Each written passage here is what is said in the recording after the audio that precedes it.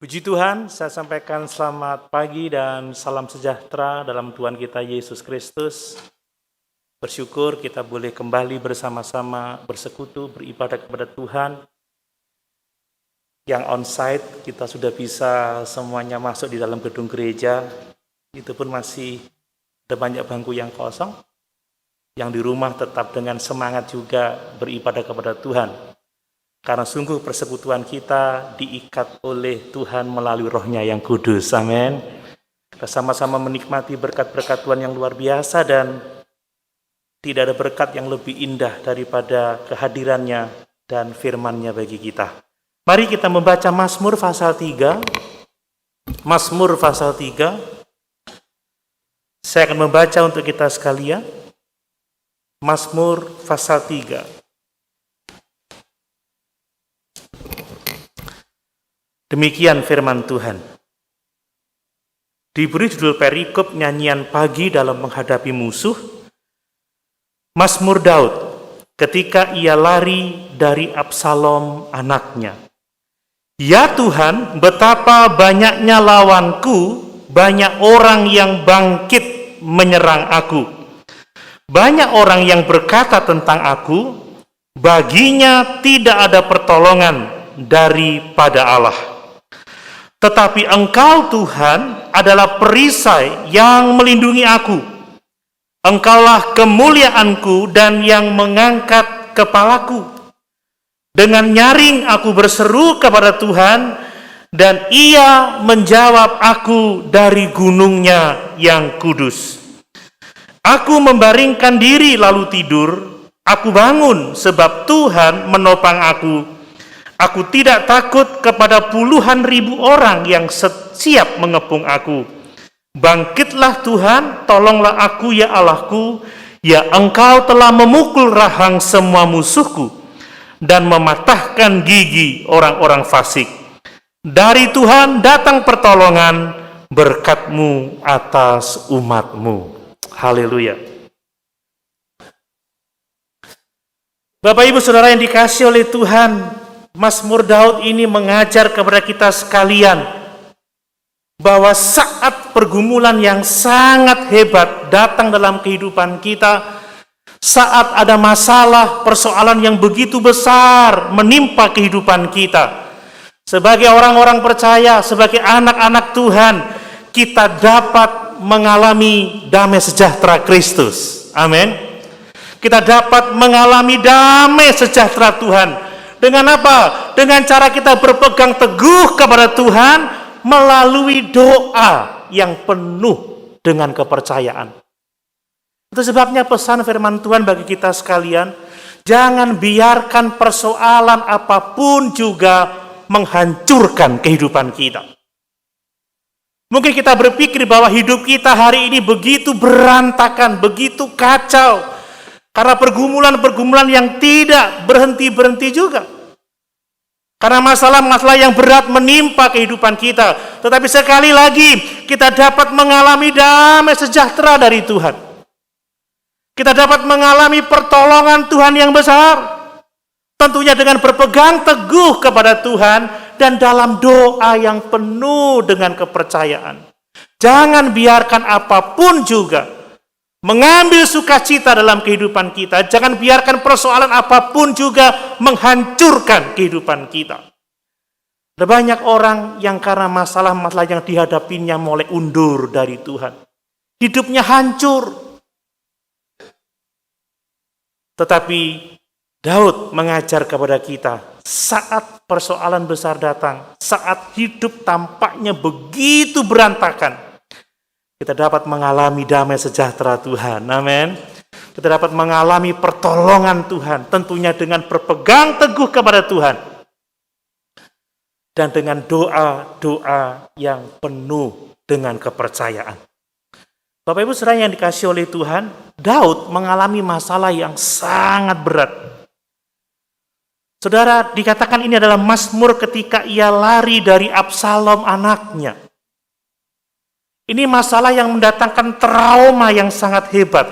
Ini masalah yang sangat memalukan bagi Daud. Kita mengenal Daud, saudara, Dia adalah raja bangsa Israel yang sangat terkenal, tidak saja di antara orang-orang sebangsanya, tetapi di antara bangsa-bangsa di dunia. Dia telah memerintah selama beberapa puluh tahun. Kita tahu 40 tahun pemerintahannya. Dia seorang yang memiliki keahlian militer yang sangat luar biasa. Dia telah memperlebar kerajaannya melampaui batas-batas yang seharusnya. Daud raja yang sangat kaya. Dia tinggal di istana yang sangat luar biasa indah. Dia punya begitu banyak pelayan. Dia memiliki otoritas yang sangat besar. Dia bisa menentukan hidup seseorang atau mati seseorang. Tidak ada seorang pun yang berani melawan Daud. Tetapi kemudian dalam satu waktu Daud berdosa dengan Batseba. Dan kita tahu bagaimana Daud telah memerintahkan kematian Uria, suami Batseba. Ini awal dari persoalan yang sangat berat itu. Meskipun Daud bertobat oleh karena teguran Nabi Nathan, tetapi dosa-dosa Daud membawa konsekuensi yang sangat hebat dalam hidupnya. Itu sebabnya setiap kita harus waspada terhadap dosa. Amin, saudara. Jangan main-main terhadap dosa. Memang dosa sebesar apapun juga akan diampuni oleh Tuhan. Tapi konsekuensi dosa akan tetap dialami oleh orang yang melakukannya. Daud minta ampun, Daud bertobat. Bahkan Daud disebut sebagai seorang yang sangat dekat dengan Tuhan, yang hatinya melekat pada Tuhan. Daud berkenan di hadapan Tuhan, tetapi dosa-dosanya ini telah menggerakkan konsekuensi yang sangat hebat, yang menghancurkan hidupnya. Kita membaca di Alkitab, saudara, bagaimana anak tertua Daud, Amnon, dia memperkosa saudara tirinya, Tamar. Ini sangat traumatis, ini sangat memalukan. Ini terjadi dan dialami oleh Daud. Anaknya memperkosa anaknya yang lain. Tidak hanya itu, Absalom, kakak dari Tamar, balas dendam dengan cara membunuh Amnon. Anak sulung, anak tertua, dibunuh oleh adiknya sendiri. Hal yang sangat-sangat mengerikan tentunya. Setelah Absalom membunuh Amnon, maka Absalom melarikan diri ke pengasingan. Untuk beberapa waktu lamanya, Daud mengizinkan Absalom pulang, tetapi selama 2 tahun, Daud tidak mau mengunjungi Absalom. Sehingga apa yang terjadi? Kebencian, saudara, dendam, amarah. Dan pada akhirnya Absalom mengambil langkah yang sangat-sangat menghancurkan itu. Maka dia mengadili orang-orang yang tidak puas dalam pemerintahan Daud ayahnya, dan dia mulai menggerakkan sebuah konspirasi untuk memberontak kepada ayahnya. Akhirnya apa, saudara? Absalom memberontak kepada Daud. Sungguh peristiwa yang sangat-sangat menyakitkan. Anak memberontak, saudara. Bayangkan, ini akibat dosa yang sangat hebat. Kemudian Daud menyadari bahwa dia harus lari dari istananya bersama dengan keluarganya, bersama dengan orang-orang yang masih setia kepadanya. Daud lari sambil menangis menggunakan kain kabung, sebab penderitaan yang sangat hebat. Tidak hanya itu, Simei, saudara, dari keluarga Saul, maka dia memaki-maki Daud, saudara. Simei mengutuki Daud dan melempari batu Daud. Simei mengatakan, kehancuran Daud akibat dosa yang dilakukan, jadi ini sangat menghancurkan kehidupan Daud. Saudara, ini pengalaman Daud yang sangat-sangat luar biasa menghancurkan hidupnya. Segala sesuatu tiba-tiba berantakan. Orang-orang yang dipikir adalah sekutunya tiba-tiba memberontak melawan dia bersama-sama dengan Absalom. Dan itu menyadarkan Daud tentang kegagalannya sendiri sebagai seorang ayah, saudara. Dan itu sangat memilukan hatinya. Anaknya saling membunuh. Ada pemerkosaan dalam keluarganya. Dan setelah itu anak yang telah diterimanya kembali setelah membunuh anak tertuanya memberontak kepada dia. Hidup menjadi sangat kacau. Dia yang tinggal di istana dengan pelayan yang sangat banyak itu, tiba-tiba harus melarikan diri ke padang gurun dalam keadaan tergesa-gesa dan penuh dengan penderitaan. Nah, Bapak Ibu Saudara yang dikasihi oleh Tuhan, apa yang Bapak Ibu lakukan tatkala hidup saudara mengalami masalah yang begitu hebat? Apa yang Bapak Ibu lakukan saat Bapak Ibu berpikir, hidupku udah kacau, hidupku udah berantakan?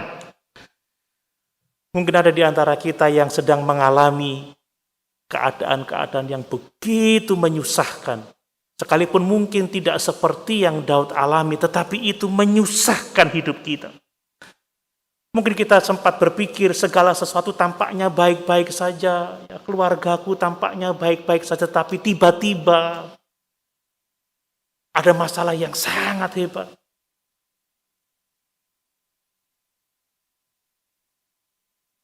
Mungkin kita berpikir baik-baik saja, tiba-tiba pekerjaan ada masalah yang sangat besar.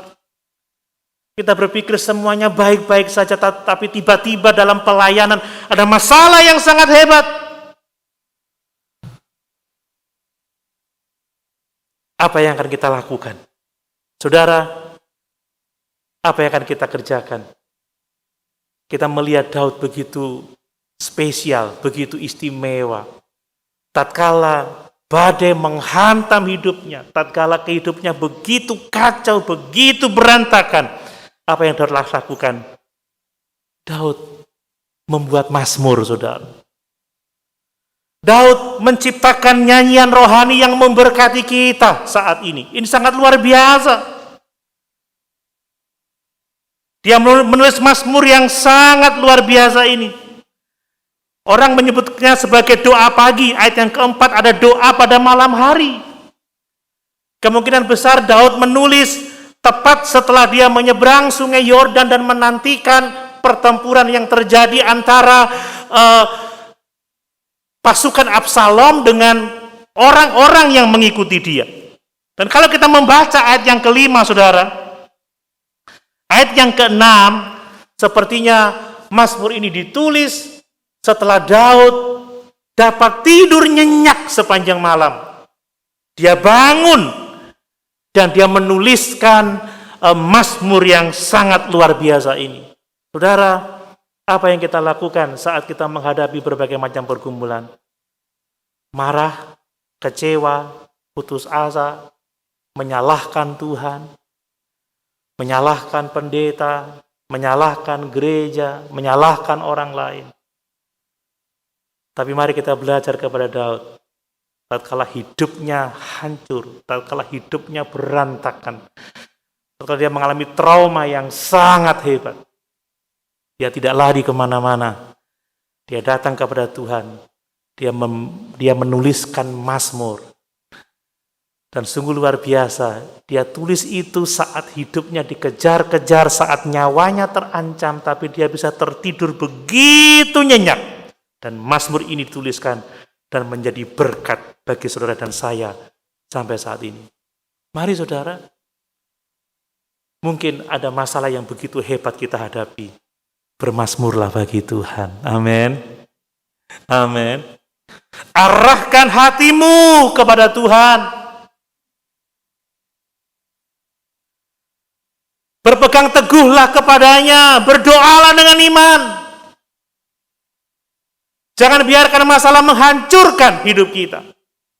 Nah, mari saya mau menyampaikan lebih detail beberapa hal dari mazmur ini, saudara. Pertama, perhatikan. Bahwa dalam hidup ini ada kalanya masalah yang besar itu datang dan menghancurkan kehidupan kita. Akan ada waktunya, saudara. Tidak ada seorang pun yang tanpa masalah. Jangan berpikir kalau Bapak Ibu punya masalah, Bapak Ibu sendiri. Tidak. Semua orang punya pergumulannya. Hanya saja mungkin kita tidak mengetahuinya. Kita tidak melihatnya sebab orang itu tidak cerita. Orang itu tidak ngomong, saudara. Tapi menghadapinya seorang diri. Bersama dengan Tuhan.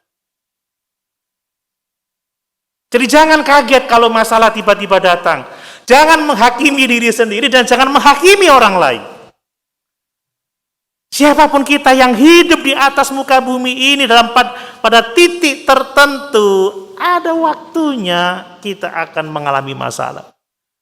Ada beberapa orang yang tidak suka dengan kebenaran firman Tuhan ini, bahwa kita bisa mengharapkan masalah dalam hidup ini. Apalagi menjelang kedatangan Tuhan kembali, saudara, persoalan-persoalan di atas muka bumi ini semakin memburuk, semakin menghebat, semakin berat. Dan kita tidak diistimewakan untuk tidak mengalami itu. Ingat kata Tuhan Yesus, dunia membenci aku, dunia menolak aku. Maka demikian juga akan terjadi pada murid-muridku. Paulus mengatakan apa? Barang siapa mau hidup beribadah di dunia ini, dia harus menderita aniaya. Akan ada masalah, dan jangan kaget kalau itu datang. Dan jangan meninggalkan Tuhan. Tapi temukan kedamaian dalam Tuhan. Amin. Temukan pertolongan Tuhan. Perhatikan ayat yang kedua. Daud berkata apa? Ya Tuhan, betapa banyaknya lawanku. Banyak orang yang bangkit menyerang aku. Banyak orang yang berkata tentang aku, baginya tidak ada pertolongan daripada Allah. Ini yang dikemukakan oleh Daud tentang masalah hidupnya. Tetapi menarik sekali, Daud memulai mazmurnya dengan berseru kepada Tuhan, ya Tuhan.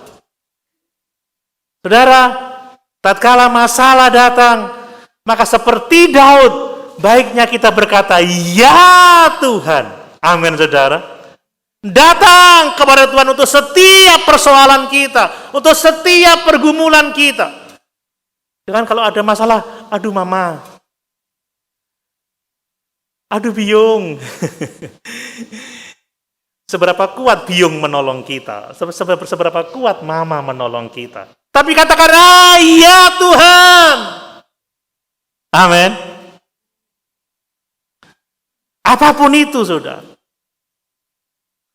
Dan menarik sekali, kata Tuhan di sini, saudara, ditulis dalam huruf besar semua, huruf kapital, Tuhan. Saya membaca dalam bahasa Inggris NIV, Lord. Lord huruf besar semua. Saudara, terjemahan Alkitab yang menggunakan kata Tuhan huruf besar semua, itu diterjemahkan dari kata Ibrani Yahweh. Kalau Tuhan huruf kecil, itu dari kata Adonai. Adonai itu artinya Tuhan yang berdaulat. Kalau Tuhan huruf besar semua, Lord, itu diterjemahkan dari kata Yahweh. Yahweh ini adalah nama diri Allah yang sangat pribadi, yang sangat intim, dan itu dinyatakan kepada orang-orang tertentu secara intim. Lord. Dalam perjanjian baru, Lord Yahweh ini dikenal sebagai Bapa. Nah, nama ini juga yang dinyatakan Allah kepada Musa ketika dia menjumpai Musa di semak duri yang menyala itu tetapi tidak terbakar. Siapakah engkau Tuhan? Akulah Yahweh. I am who I am. Aku adalah aku. Allah hanya menyatakan dirinya secara pribadi dengan menggunakan nama ini. Bagi Daud, saudara, nama Yahweh itu nama yang sangat intim, yang sangat dekat dengan dia. Dan menyebut Yahweh itu sama dengan menyebut ya Bapa. Saudara, betapa dekatnya hubungan antara Bapa dengan anak. Tatkala ada masalah, panggil dia sebagai Bapa kita. Amin. Amin. Mana ada Bapa yang tidak mengasihi anak-anaknya? Mana Bapa yang memberikan ular ketika anaknya meminta roti? Tidak ada Bapa yang memberikan kalajengking ketika anaknya meminta telur, meminta ikan, meminta daging.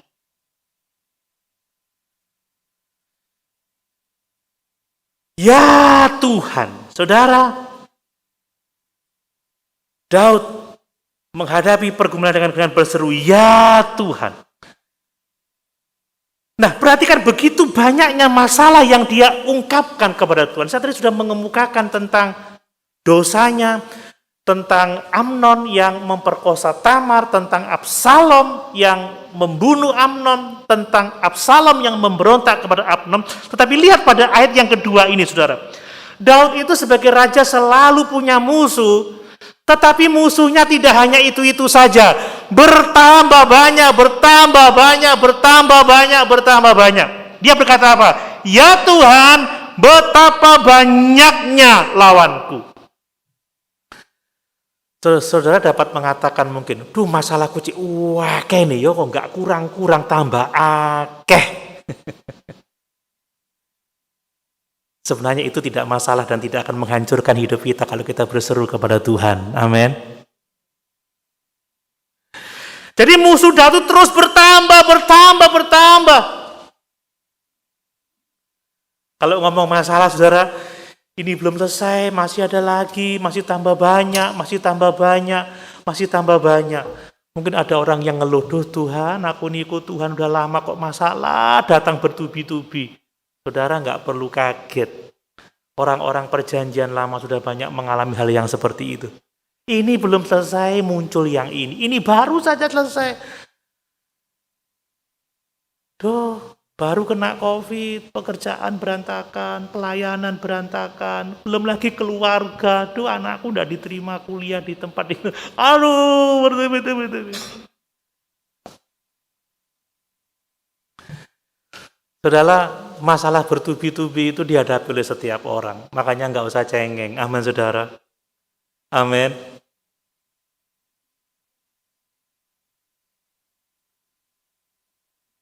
Jangan dipikir orang tidak punya masalah. Nah, kemudian yang lebih berat lagi adalah bahwa orang itu mengata-ngatai dia.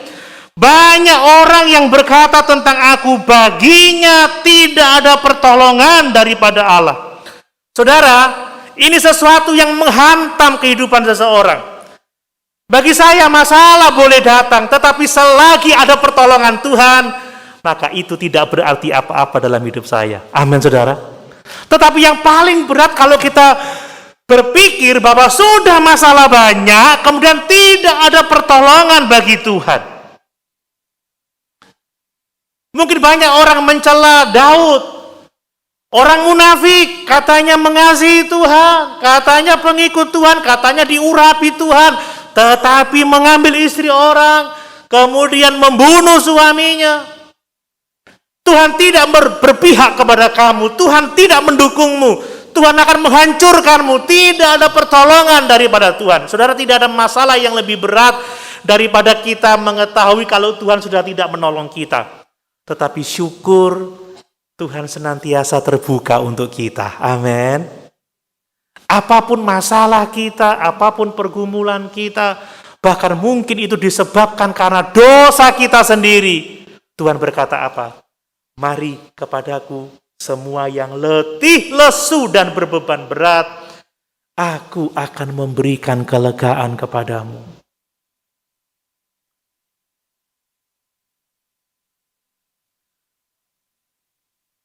Tuhan berfirman, sekalipun dosamu merah seperti kremisi, akan menjadi putih seperti salju.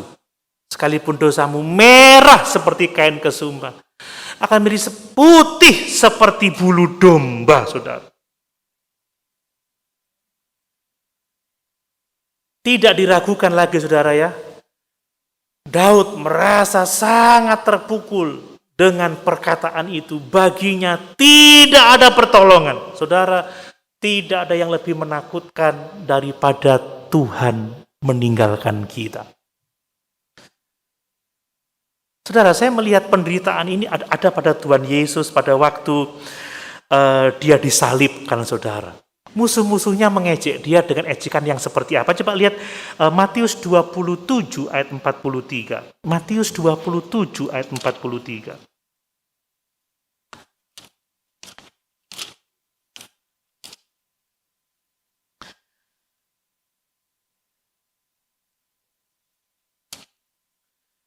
Perhatikan itu, ya.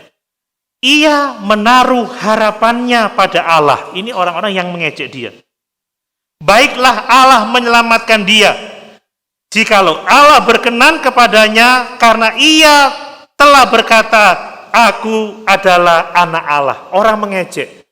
Kalau memang dia anak Allah, biarkan Tuhan menurunkan dia dari salib itu. Kan seperti itu. Kadang orang-orang mengejek kita. Mana Tuhan menolong dia? Tidak ada pertolongan dari Tuhan. Tidak ada berkat. Tidak ada jalan keluar. Saudara, itu tantangan yang sangat hebat. Apalagi Tuhan Yesus pada waktu disalibkan, dia berkata, Eloi, Eloi, lama sabachthani. Jumat ini kita akan merayakannya. Mengingat dengan ibadah kita. Eloi, Eloi, lama sabachthani. Allahku, Allahku, mengapa engkau meninggalkan aku? Saudara, hal yang paling menakutkan dalam hidup ini kalau kita terasing dari Tuhan. Tapi yang membedakan antara Daud dan Yesus adalah Daud karena dosanya, Yesus bukan karena dosa karena kesalahannya. Tapi bagi kita ini pelajaran, saudara. Hal yang paling menakutkan bagi setiap orang kalau kita terasing dari Tuhan. Makanya saudara, jangan menjauh dari Tuhan, jangan merasa hebat tanpa Tuhan. Gak pelayanan-pelayanannya. Gak pelayanan-pelayanan, gak usah gereja-gerejaan, gak usah Tuhan-Tuhanan. Buktinya orang fasik itu juga hidupnya sejahtera. Tunggu saudara. Mereka ditempatkan di bukit-bukit yang licin. Nanti pada waktunya mereka akan tergelincir dan lenyap oleh karena murka Allah. Buktinya loh, aku tanpa Tuhan masih bisa hidup, aku bisa makan, masih cukup. Berpakaian layak, Pertamax naik ya masih bisa beli. Saudara, ketika ada masalah, datang pada Tuhan. Ya Tuhan, Daud berseru tidak berarti bahwa Allah tidak tahu masalahnya. Allah tahu apa yang terjadi. Daud berseru karena Daud menyerahkan bebannya kepada Tuhan. Tuhan, aku tidak sanggup. Aku tidak mampu. Kiranya pertolongan-Mu nyata dalam hidupku. Nah, yang berikutnya saudara, bahwa ketika masalah yang hebat datang dalam kehidupan kita, yang kita butuhkan adalah apa? Mengenal siapa Tuhan yang sesungguhnya bagi kita, dan kita harus berpegang teguh kepadanya dalam doa dan ucapan syukur. Banyak orang yang ketika masalah datang menimpa hidupnya, dia lupa siapa Tuhan. Dia lupa apa yang dapat dilakukannya.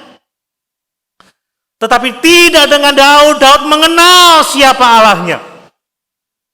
Itu yang membuat dia kuat sekalipun masalah itu disebabkan oleh karena dosanya sendiri. Jadi saudara, kalau orang hancur karena dosanya, orang itu bisa dipulihkan oleh Tuhan sebab Tuhan itu Maha Pengasih dan Maha Penyayang. Amin saudara.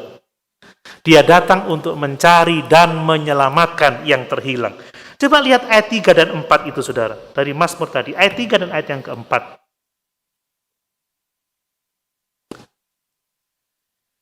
Ya. Maaf, ayat 4 dan ayat yang kelima. Tetapi Engkau Tuhan adalah perisai yang melindungi aku. Engkaulah kemuliaanku dan yang mengangkat kepalaku. Dengan nyaring aku berseru kepada Tuhan dan Ia menjawab aku dari gunungnya yang kudus. Luar biasa saudara. Setelah Daud dia mengemukakan betapa banyaknya lawannya, bagaimana mereka mengolok-olok dia, lalu dia mengalihkan fokusnya kepada Tuhan. Ya, dia berkata, tetapi Engkau Tuhan adalah perisaiku. Saudara, saat masalah datang, jangan hanya memandang masalah, jangan memandang kepada diri kita yang terbatas, yang akan hancur karena masalah itu, tetapi pandanglah Tuhan yang sanggup menolong dan melepaskan kita dari setiap pergumulan kita. Amin saudara.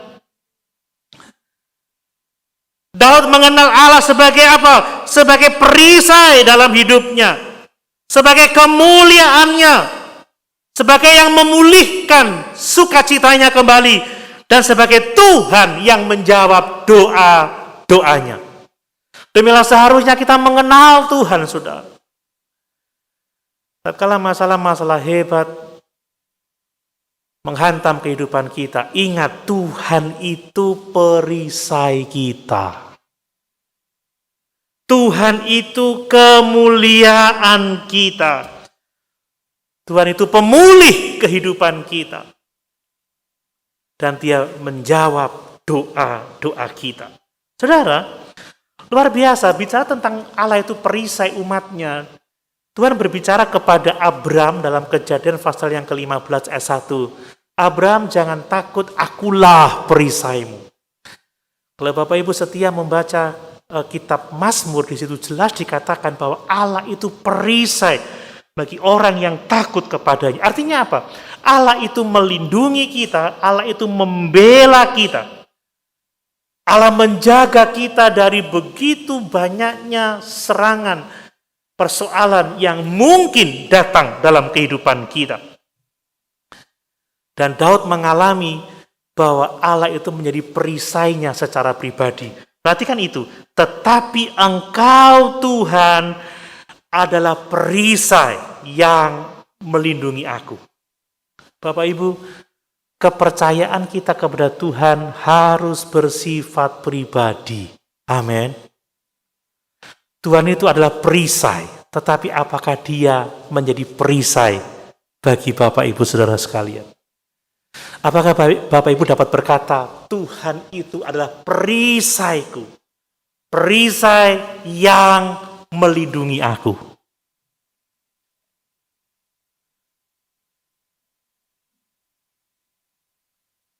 Saat persoalan datang, dapatkah kita berkata, Engkau perisai yang melindungi aku?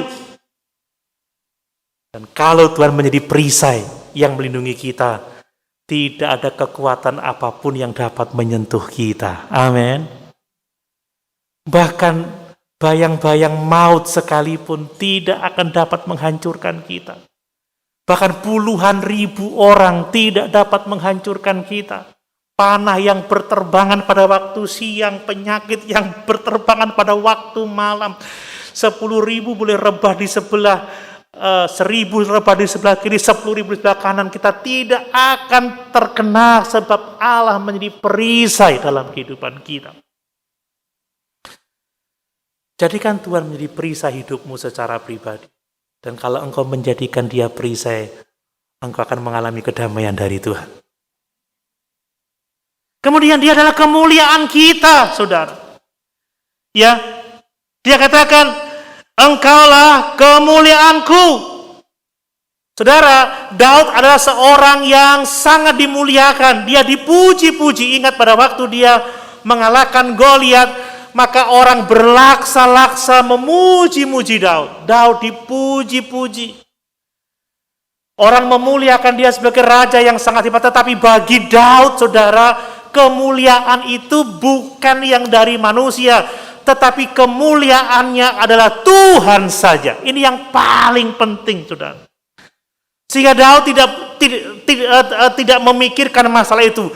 Mungkin dia akan celaka karena pemberontakan Absalom. Mungkin dia tidak akan dikembalikan pada posisinya yang semula sebagai raja oleh Tuhan. Tetapi tidak masalah. Kemuliaanku bukan istana raja. Kemuliaanku bukan tahta itu. Kemuliaanku bukan sorak-sorai dari orang-orang yang mengeluh-ngeluhkan aku. Tetapi kemuliaanku adalah Tuhan saja. Amin, Bapak Ibu. Banyak orang yang ingin dipuji-puji, ingin disanjung-sanjung, senang dikatakan hebat, senang dikatakan sukses. Tapi saya mau katakan, saudara, Daud tidak mendasarkan kemuliaannya pada puji-pujian manusia yang sifatnya berubah-ubah. Sekarang bisa muji, besok ngelek-ngelek no. Om Doni cek sabar ya, tapi besok ketika ada masalah, ternyata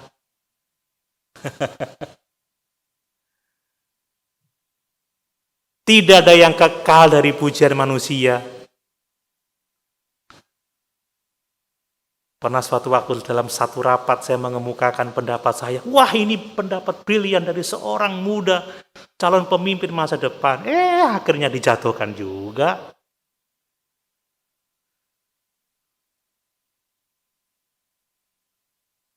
Di belakang orang, kalau di depan kalau ketemu kita, selamat pagi Pak Pendeta. Di belakang ngomongin dah karu-karuan. Saudara mungkin juga mengalami hal yang sama. Makanya jangan makan puji, kata orang Manado. Tapi jadikan Tuhan kemuliaan kita. Mungkin orang gak memuji-muji kita. Orang gak menghargai kita. That's okay, that's right. Silahkan saja. Mari kita berkata seperti Daud. Tuhan kemuliaanku. Amin, saudara. Dan sebagai pengikut Kristus, kita akan berbagi kemuliaan bersama-sama dengan Tuhan dalam kerajaannya. Saudara, kita senang kalau diberi piala oleh sekelompok atau sekumpulan orang. Kita senang diberi medali, kita senang dihargai, dapat piagam. Tapi itu sifatnya sementara. Tetapi nanti saat Tuhan datang kembali, ketika Sang Anak Allah itu menjemput kita, kita akan berbagi kemuliaan dengan Dia. Dan di depan semua makhluk Dia berkata, "Sabaslah hai hambaku yang baik dan setia. Masuklah dalam kebahagiaan Tuhanmu." Amin. Ada orang yang bilang, kok Om Doni digitukan kok diam aja sih? Ya mau apa sih? Mau cari apa?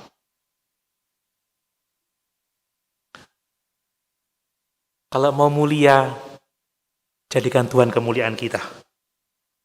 Kemudian Tuhan adalah yang dapat memulihkan keadaan kita, kebahagiaan kita. Saudara perhatikan ayat yang ke-4 bagian B itu. Engkaulah kemuliaanku dan yang mengangkat kepalaku. Saudara, kata mengangkat kepala itu berarti memulihkan keadaan seperti sedia kala. Gagasan itu dapat kita temui cukup banyak di Perjanjian Lama. Salah satunya adalah di Kejadian 40 ayat 13 ketika Yusuf itu berbicara kepada juru minuman raja. Coba lihat Kejadian 40 ayat 13. Ditulis seperti ini. Dalam 3 hari ini Fir'aun akan meninggikan engkau dan mengembalikan engkau ke dalam pangkatmu yang dahulu. Mungkin Bapak Ibu bertanya, mana kata-kata mengangkat kepala? Bapak Ibu hanya menemukan itu di bahasa Inggris atau di terjemahan aslinya. Saya membaca di NIV begini, saudara.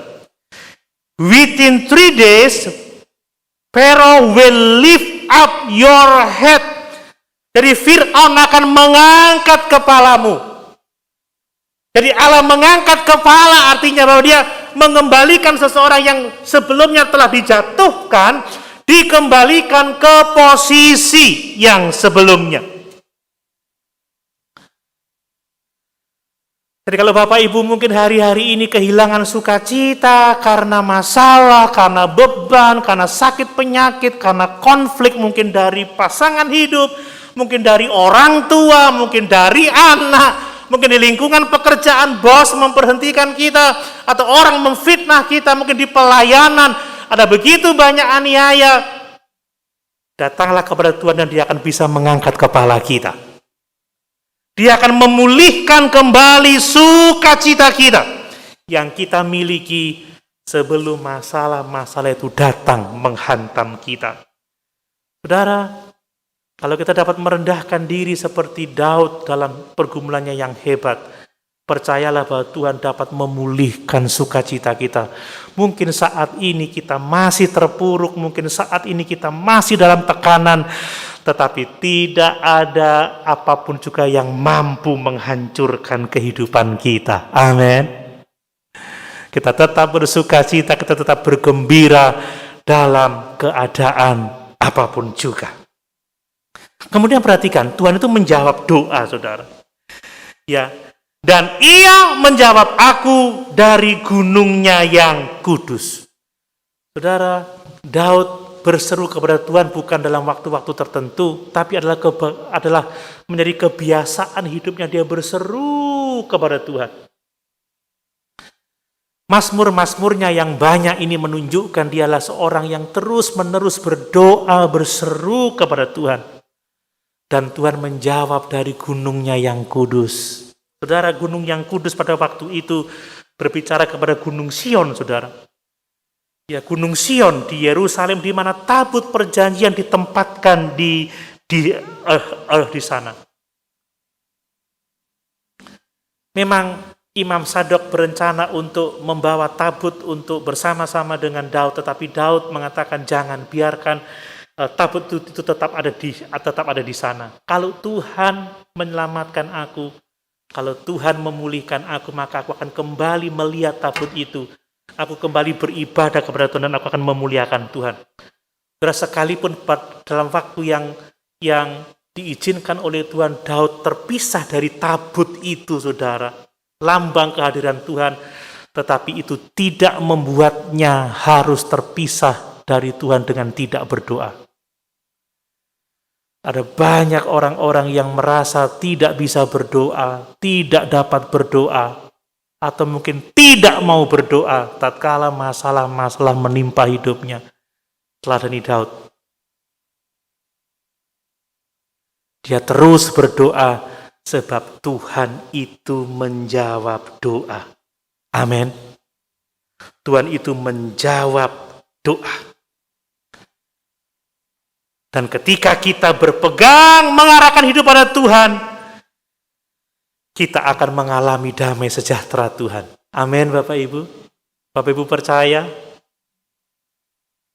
Jadi sekalipun kita masih dibebani dengan berbagai macam persoalan, kita tidak pernah kehilangan damai sejahtera Tuhan.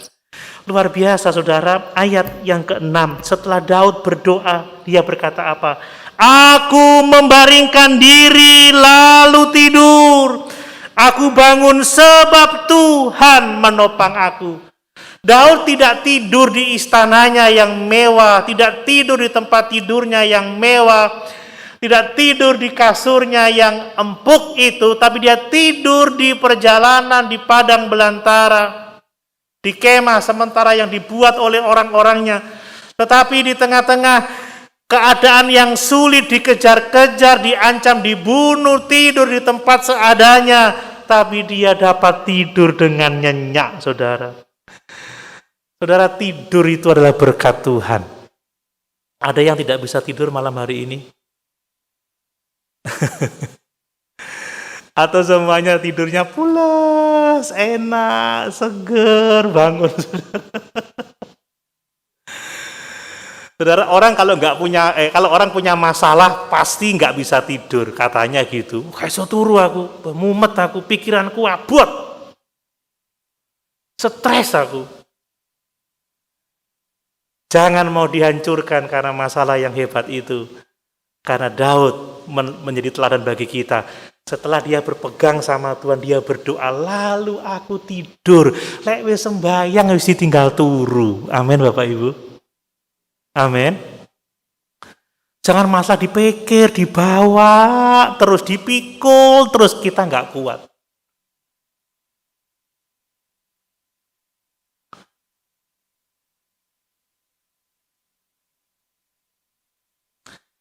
Saudara, ini adalah gambaran dari Filipi 4 ayat 6 sampai yang ke-7. Daud itu menggambarkan itu. Coba lihat Filipi 4 ayat 6 sampai 7. Janganlah hendaknya kamu khawatir tentang apapun juga, tetapi nyatakanlah dalam segala hal keinginanmu kepada Allah dalam doa dan permohonan dengan ucapan syukur. Damai sejahtera Allah yang melampaui segala akal akan memelihara hati dan pikiranmu dalam Kristus Yesus. Jadi kalau ada masalah, sembahyang. Kalau udah sembahyang, ya sudah, nikmati damai sejahtera Allah itu. Amin. Tidur. Saya semalam waktu membaca ayat-ayat ini, pada waktu saya menulis, mendesain, langsung lampunya dimatikan sama itu saya. Wes wae turu. Mulai tadi di depan laptop aja.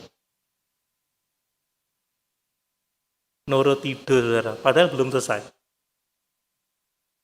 Belum selesai separuh. Pagi bangun, tek. Setelah ke kamar mandi, selesai berdoa, saya buka lagi laptop, tek. Tuhan bukakan pikiran-pikiran, Tuhan memberi penerangan-penerangan. Allah itu luar biasa, amin. Kalau nggak bisa tidur, sudah puyeng pagi, buka laptop, wah suntuk saudara, nggak ngerti mau nulis apa. Nggak ngerti mau melakukan apa. Tapi kalau kita percaya, ketika kita khawatir, serahkan kekhawatiran, kita berdoa, percaya Allah akan tolong. Kalau kita bisa tidur, besok pagi fit saudara, kita bisa kerja dengan baik, kita bisa melayani dengan baik, dan itu adalah hal yang diinginkan oleh Tuhan bagi setiap kehidupan kita. Daud dalam ketakutan, dia lari, dia datang pada Tuhan, dia percaya pada Tuhan, dia berdoa lalu tidur, dan dia mengalami damai sejahtera yang sangat luar biasa. Ingat Petrus pada waktu dia di penjara, saudara? Orang di penjara apa bisa tidur ya? Normalnya susah tidur, tapi ini Petrus ini sampai dipukul pundaknya. Bangun. Artinya apa? Pules, saudara ya. Pules. Ini luar biasa. Jadi ketika Tuhan adalah perisai kita, maka kata Paulus, kalau Allah di pihak kita, siapakah yang akan melawan kita? Amin, saudara. Kita seperti domba-domba sembelihan, tetapi bersama dengan Yesus kita lebih dari pemenang. Nah, kalau saudara yakin dengan itu, saudara, maka damai sejahtera Allah itu akan melingkupi kehidupan kita. Namun demikian, saudara, yang terakhir saya mau katakan, Daud berdoa, Daud bergantung sepenuhnya kepada Tuhan untuk pertolongan Tuhan. Ayat yang ke-8, bangkitlah Tuhan, tolonglah aku ya Allahku, ya Engkau telah memukul rahang semua musuhku dan mematahkan gigi orang-orang fasik. Dari Tuhan datang pertolongan, berkat-Mu atas umat-Mu. Sungguh luar biasa. Saudara, bersama dengan Daud ada begitu banyak orang yang menyertai dia. Sebenarnya Daud bisa saja ketika dia merasa aman, dia merasa puas karena dirinya sudah aman, tapi tidak, saudara. Setiap orang itu ada orang di belakang kita, saudara ya. Kalau saya berdoa meminta berkat itu bukan untuk diri saya sendiri. Yang di belakang ini loh banyak, saudara ya. Dan tatkala ada masalah, kita harus meminta pertolongan Tuhan. Pada ayat 2 dikatakan, banyak orang bangkit melawan aku. Tetapi di ayat yang yang ke-8, dia minta Tuhan bangkit untuk menolong dia. Saudara, orang boleh bangkit melawan kita, tetapi kita bisa meminta Tuhan bangkit untuk menolong kita. Amin. Amin. Mungkin musuh kita hebat, banyak. Mereka bangkit, mau menghancurkan kita. Tapi kita bisa berkata, Tuhan bangkitlah, tolonglah aku. Ada lagu lama itu, Allah bangkit, bersoralah. Allah bangkit, bernyanyilah, musuh dikalahkan. Amin. Umatnya dibebaskan, Allah dahsyat di tengah umatnya. Kan gitu, saudara.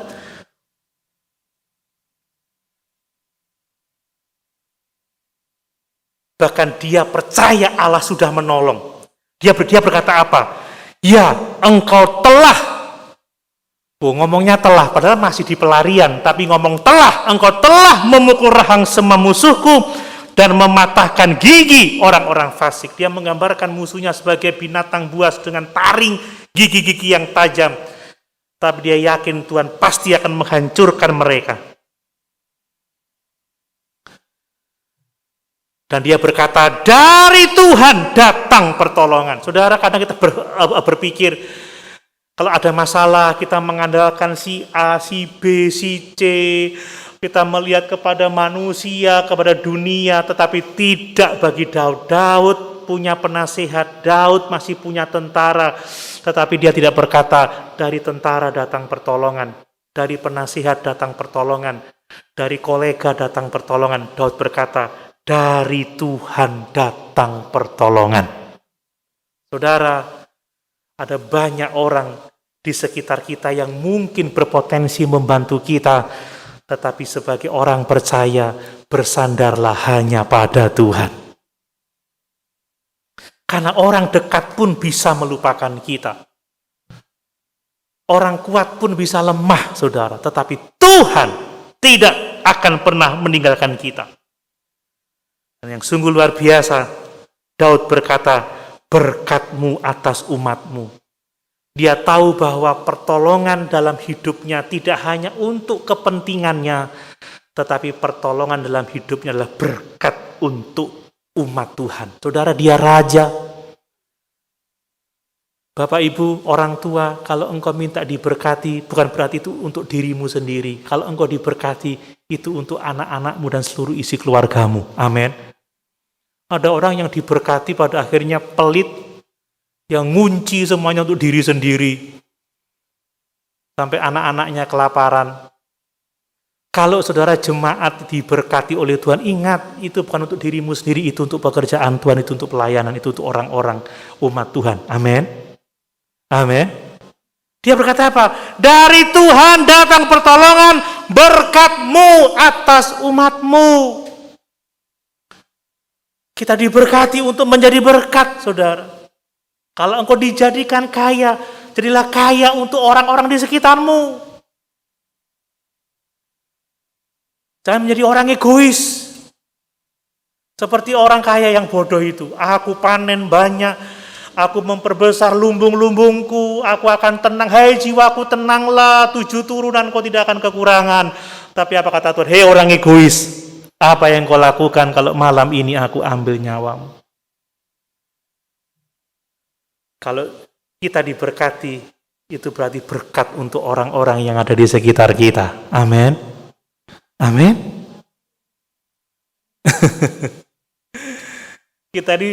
Kita ini suka puas saat mengumpulkan, tapi anak Tuhan itu harusnya puas saat membagikan.